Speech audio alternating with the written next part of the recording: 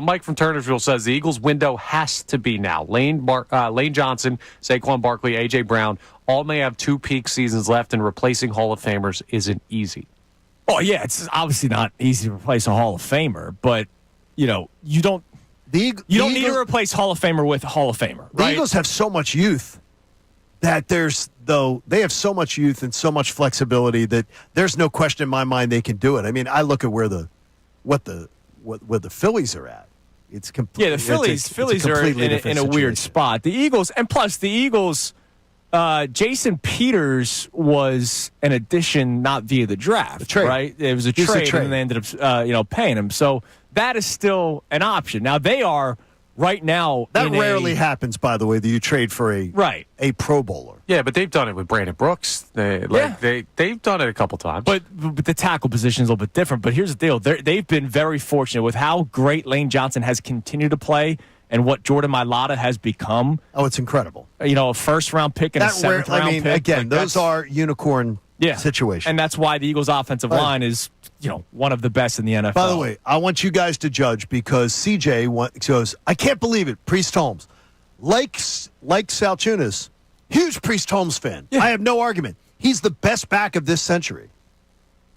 He goes, give me your names. Well, one, I would say Adrian Peterson off the top of my head.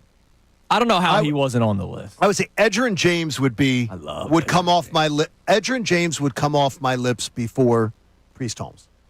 LaDainian Tomlinson would come off my lips before Priest Holmes. And Marshawn Lynch would come off my lips before Priest Holmes. So I told him, and he said, now this is a good, reasonable debate. He was coming at my throat about it, and then he's like, okay, those are pretty good names. He goes, I'll call it a draw.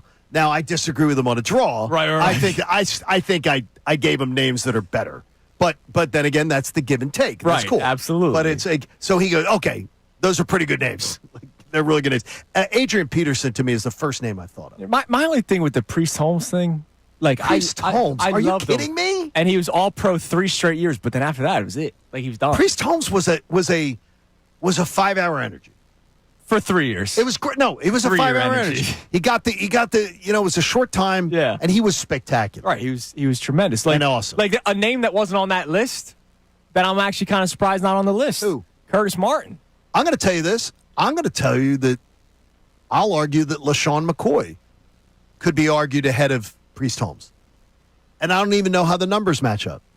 LaShawn McCoy had a longer period of relevancy than Priest Holmes.